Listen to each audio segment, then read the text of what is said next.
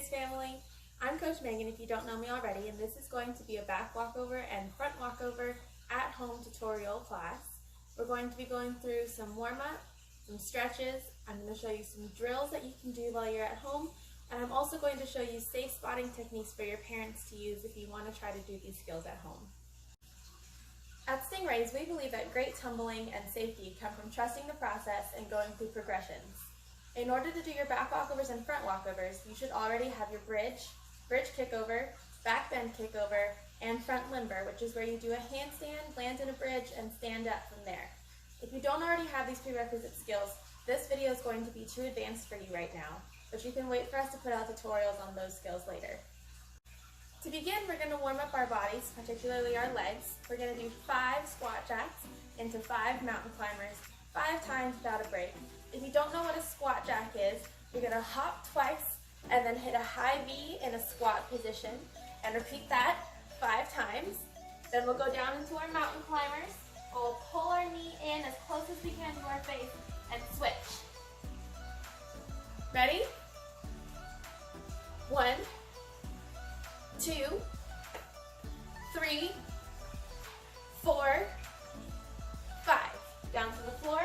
1, 2, 3, 4, 5. That's 1. 1, 2, 3, 4, 5. Down to the floor. 1, 2, 3, 4, 5. 1, 2, 3, 4, 5. Down. 1, 2, 3, 4, 5. That was 3.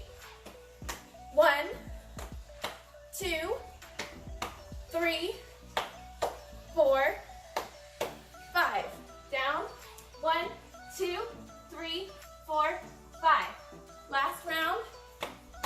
1, 2, 3, 4, 5.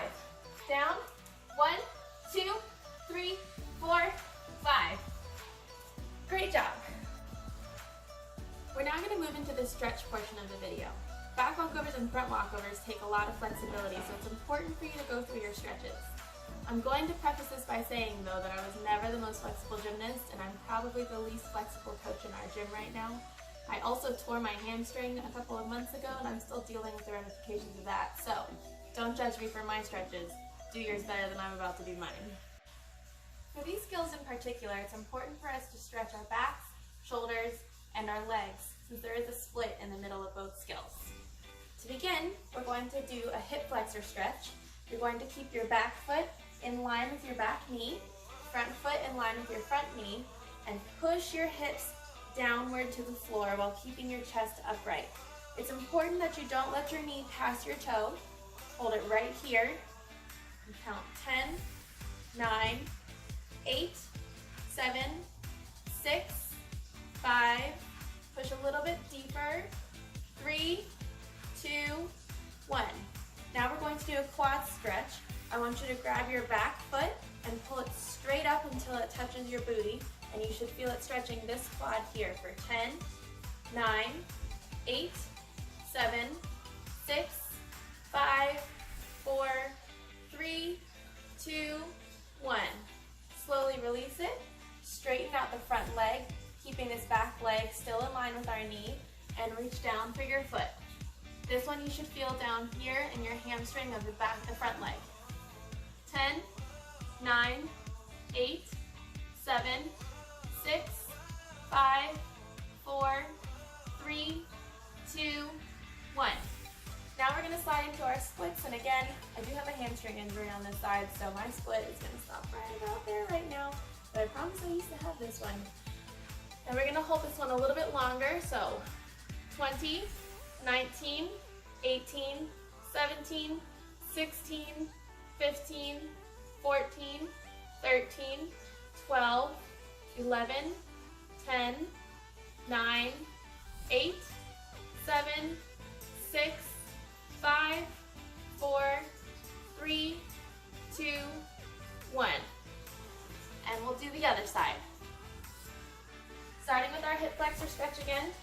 Make sure that our legs are in line with one another and push your hips down to the floor while keeping your chest up for 10, 9, 8, 7, 6, 5, 4, 3, 2, 1.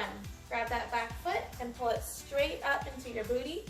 10, 9, 8, 7, 6, 5, 4, 3, 2, 1. Slowly release it, straighten your front leg. Reach down for that foot for 10, 9, 8, 7, 6, 5, 4, 3, 2, 1. And slide down into your split. 20, 19, 18, 17, 16, 15, 14, 13, 12, 11, 10, 9, 8, 7, 6, 5, 4, 3, 2, 1. Great. Now we're going to move into our middle splits to work on opening up our hips. We're going to do half middles first. So put one leg out to the side and slide it down as far as you can. And then we're going to drop our elbows to the floor. 10, 9, 8, 7, 6, 5, 4, 3, 2, 1. And then we'll do the other side. 10, 9, 8, 7, 6, 5, 4, 3, 2, 1. Now we're going to move into a full middle split and hold this one a little bit longer. Make sure that you're a straight line from toe to toe and put your elbows down on the floor for 20, 19, 18, 17, 16, 15, 14, 13, 12, 11, 10, 9, 8, 7, 6, 5, 4, 3, 2, 1. Okay, now we're going to do another hip flexor stretch to work on opening up our hips. I want you to get into a frog, which is a middle split with 2 bent legs. Put your feet together behind you and then sink your booty backwards as far as you can. And then we're going to hold this for 10, 9, 8, 7, 6, 5, 4, 3, 2, 1. Okay, from here, leave your booty sunk backwards, but we're going to walk to the side until you're able to try to get this back hip to touch the floor, which will cause your back foot to rise up like this. We'll hold this one for 10, 9, 8, 7, 6, 5, 4. Push that hip down as hard as you can into the floor. 2, 1. And then we'll come back, sink your hips backwards, and then we're going to roll this way, and I'm trying to get this hip to touch the floor this time for 10, 9, 8, 7, 6, 5, 4, 3, 2, 1. Great job. Okay, we're going to go now into a high lunge or a lizard stretch. You're going to put one foot forward. In this case, I'm going to start with my right leg and lift that back leg up behind me. I'm going to put both of my hands on the inside of my leg instead of putting one hand on each side, and we're going to rock. 10, 9, 8, 7, 6, 5, 4, 3, 2, 1. Now I'm going to try to drop my elbows back to the floor for 10, 9, 8, 7, 6, 5, 4, 3, 2, 1. Okay, my right foot is down. I'm going to put my left hand on the floor next to it and lift my right arm up for 10, 9, 8, 7, 6, 5, 4, 3, 2, 1. And we'll switch. Other leg is forward. Both hands are on the inside of the leg and rock. 10, 9, 8, 7, 6, 5, 2, 1. Drop your elbows. 10, 9, 8, 7, 6, 5, 4, 3, 2, 1. Okay, my left foot is down, my right hand is down. I'm going to twist my left arm up to the sky for 10, 9, 8, 7, 6, 5, 4, 3, 2, 1. Great job. Okay, we're now going to move into some back and shoulder stretches. I'm going to begin with the seal stretch. Both my hands are side by side, as close to my hips as I can get them, and I'm pushing my hips into the floor, keeping my feet together behind me, and lifting my chin, and I'm not sinking forward, I'm pushing as tall as I can for 10, 9, 8, 7, 6, 5, 4, push a little bit harder, 3, 2, 1. Now we're going to go into a cat stretch. You're just going to move your hips backwards and then try to push your armpits or your chest to touch the floor. Make sure that you don't have your head in your own way, keeping yourself from getting all the way down. 10, 9, 8, 7, 6, 5, 4, 3, 2, 1. Now we're going to move into a mad cat. So we're in a tabletop shape, pushing our back as far upward as we can. And I can really feel this stretching out these muscles here. And then from here, we're going to very, very slowly go into a cow position. I'm going to slowly roll downward, imagining that each vertebra of my spine is going one at a time down to the floor, and then back up. We're going to do that 5 times. And down, that's 2. Really focus on being able to feel your spine. Up, and down. 3, up, and down. 4, up, and down. 5. If you're not used to doing a lot of back walkovers and bridges and kickovers, that mad cat to cow is going to be a great way for you to roll out your back and give it some rest in between back walkovers when you're practicing. Now we're going to do our cat stretch again, but with our hands on an elevated surface. You can use a chair or your stairs. I'm going to use my bed right here. You're going to put your hands on your surface and then push your armpits to the floor and let your head hang. And we're going to hold it here. I'm really actively pushing myself down to the floor for 10, 9, 8, 7, 6, 5, 4, 3, 2, 1. Great job. Okay, now we are going to roll out our wrists and our ankles, since we're going to be using that a lot as well. So I have my hands flat on the floor, and I'm just going to rock back and forth a couple of times this way. And then I'm going to flip them over, but I'm not going to rock when they're upside down on the floor. I'm just going to lean forward a little bit till I feel it stretching, and then hold it for a couple of seconds. And then I'm going to flip my hands this way. And again, this direction I'm not going to rock. I'm just going to sit back until I feel it stretching and hold it. And then flip and do the same thing. And now I'm going to go side to side, and I am going to rock this one out this way. And then from here, I'm not going to rock when my hands are upside down. I'm just going to get to where I can feel the stretch and hold it. Okay, going to our ankles. I'm going to hold my legs still so that my foot is the only thing moving, and I'm going to roll it in circles clockwise and counterclockwise a couple of times, being very, very sure that my foot's the only thing moving, not my whole entire leg. And then we'll repeat on the other side.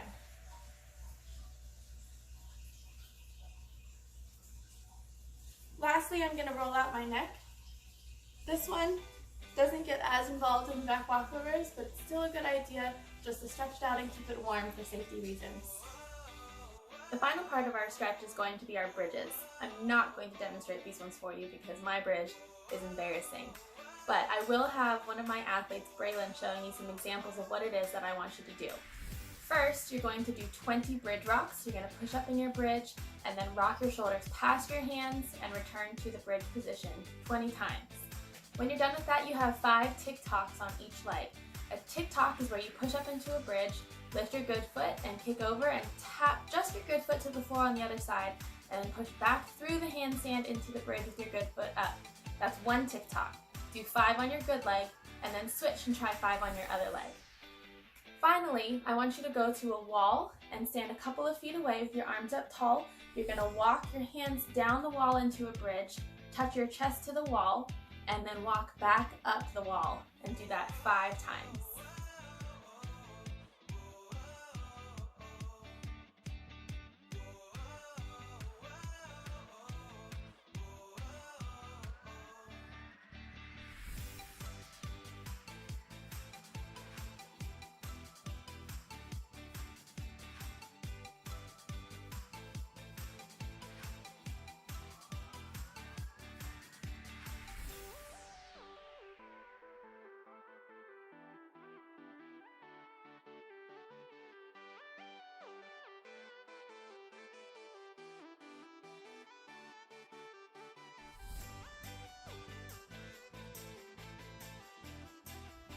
We're now going to move into a couple of inversions to practice the proper shapes for the middle of our back walkovers and front walkovers.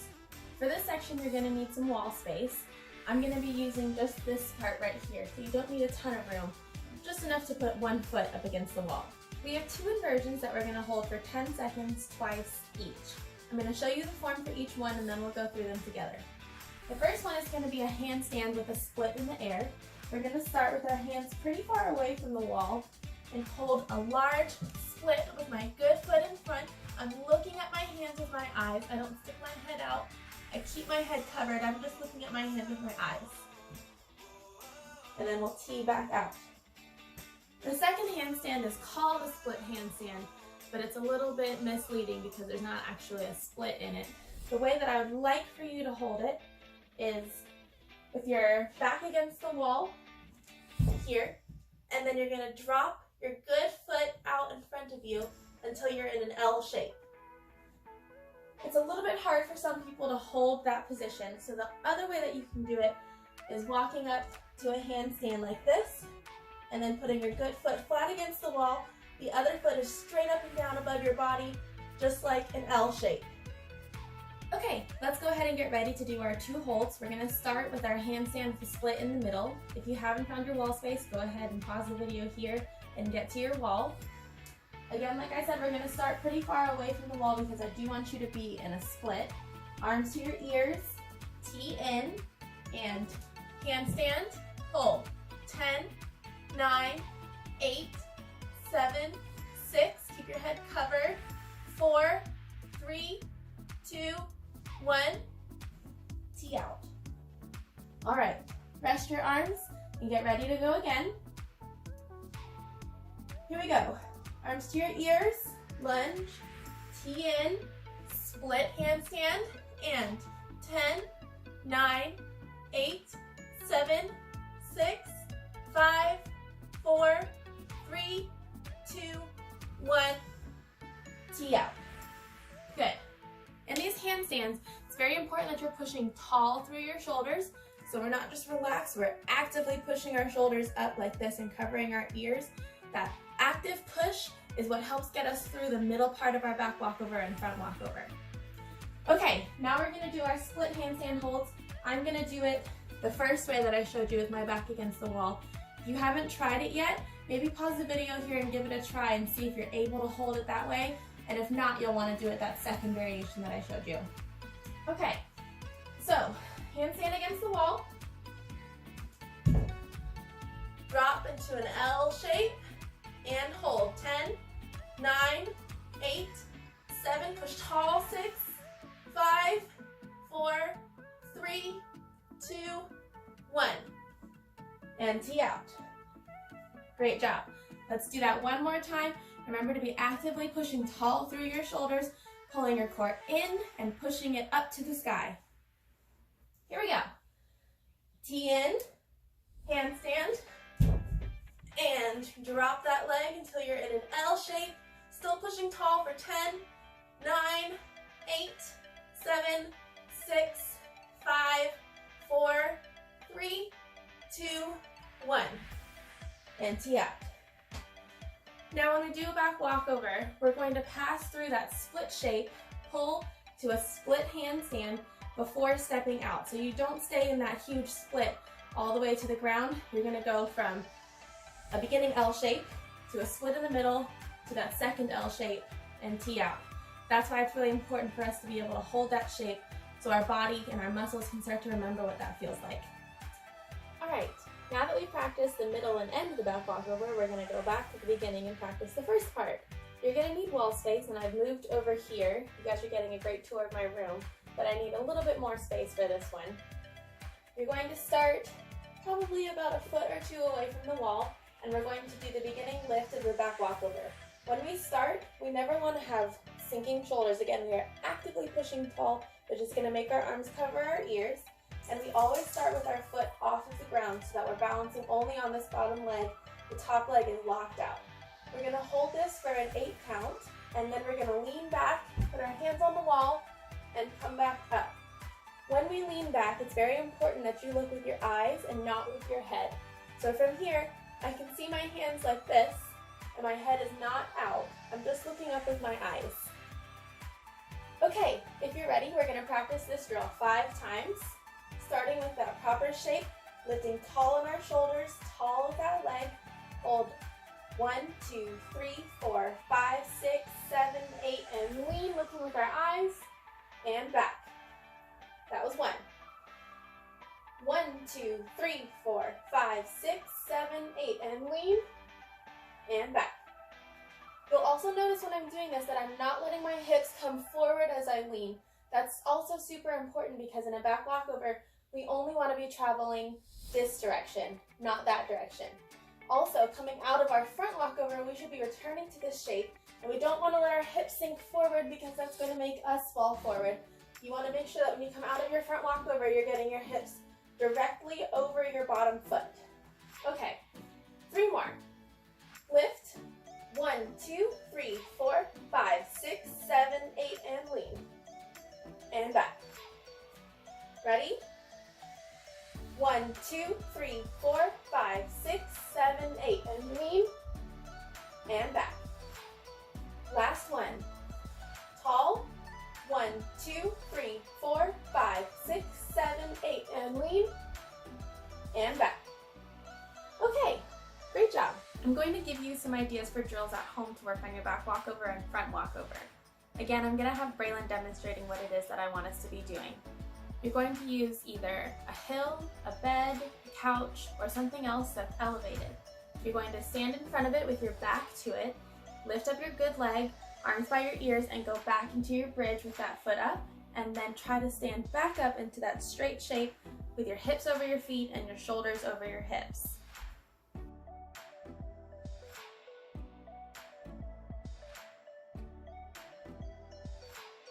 Once you've gone through all of these drills, you're going to want to start doing your back walkovers and front walkovers in slow progressions. For a back walkover, you'll start with a back bend, hold up your good foot for 5 seconds, kick over and tee out. Make sure that when you kick over, you're going through that split shape into your L shape and then teeing out. For a front walkover, you're going to want to do your handstand, land in your bridge, hold up one foot, and try to stand up from there. Then you can start trying to make them a little bit faster, but at no point should you be blocking onto the floor. In other words, you always have one foot on the floor, and then your hands touch the floor while that foot is still on the floor, and then when you're landing, your feet touch the floor while your hands are still on the floor. So you're never having any flight movement in these skills. If you've gone through all of these progressions and you're feeling really confident in your ability to do these skills, you're going to be tempted to go for it by yourself at home. This can be dangerous for a couple of reasons. First of all, if your arms are not strong enough or you're not using correct form, you could land on your head, which would be very dangerous for obvious reasons. The second way that this can be dangerous is if you start practicing it and you make it, but you have the wrong form, and then you start having this muscle memory of incorrect form, and once we get back into the gym, we as coaches are going to have to spend a lot of time trying to figure out where your form went wrong and then fixing it, and you as an athlete are going to get frustrated with all of the corrections over and over again, trying to rebuild that muscle memory the correct way. For that reason, if you are going to go for it at home, it's better if you have a spotter. So ideally you'll be able to wait until you have a certified instructor available to spot you. But if you want to try it with a parent at home, I'm going to give you a few safe tips on spotting at home. So this is my dad. He's never spotted anything gymnastics related or cheer related until about 5 minutes ago. Make sure that your spotter is bigger than you and older than you. It really should be one of your parents, not a sibling, and definitely not a friend. But if you have an older sibling who's able to participate, you might be able to show them some of these tips. The first thing we're going to do is a back walkover. The important thing in a back walkover is to be holding on to their center of gravity from behind and keeping them from hitting their head on the floor. Your job as an athlete is to have straight arms and push tall so that even if your spotter isn't quite there for you, you definitely never hit your head on the floor because you never bend your arms. Okay, for a spotter for a back walkover, you're going to want to put your hand on the base of their spine. So this is my lowest part of my back, above the waistband of my pants. And then the other hand is going to go on the back of their thigh like this, above the knee, not on the knee, but on the back of the thigh. This is his dominant hand, and this is his other hand down here. I'm going to be lifting tall. As I go back, he's going to be pushing up with this hand. Once my hands hit the floor, then he'll start helping me lift my bottom leg. Here we go. Lifting tall, lifting back, and tee out.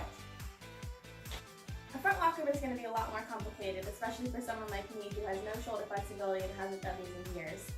So at the end of it all, you want to be helping your athlete stand up tall. Their bottom knee that they land on, which will be their opposite leg, is likely going to shoot forward like this. As a spotter, you want to be making sure that it stays straight so their hips can come straight up over their feet. The other hand is going to be helping them stand up. The less flexible your back or shoulders are, the higher you want their hands. If your athlete is pretty bendy, you can keep your hand down here and help push them this way. By the end of it, it's kind of like you're shooting them up into a straight line, so your hands end up almost on top of each other as they're standing with one foot up. You're not going to start spotting the front walkover until after the athlete's hands have touched the floor, and then you're going to be watching for that back coming over, getting your hand ready there, and making that straight line movement. Here we go. Teeing in, hands to the floor, and stand. There it is. All right, that's it for our back walkover and front walkover class. If you are going for these skills, make sure that you're on carpet or even better on grass. If you're going to be on a hill, you actually want to be going uphill. We never go backwards down a hill unless you're doing a front walkover, and then you can go down the hill. If you have any questions, you can drop them in the comments. You can also visit us at our Stingrays Gymnastics page on Instagram and ask us any questions, or even send us videos of you trying, and we can help troubleshoot what's going on while you're at home. See you guys soon!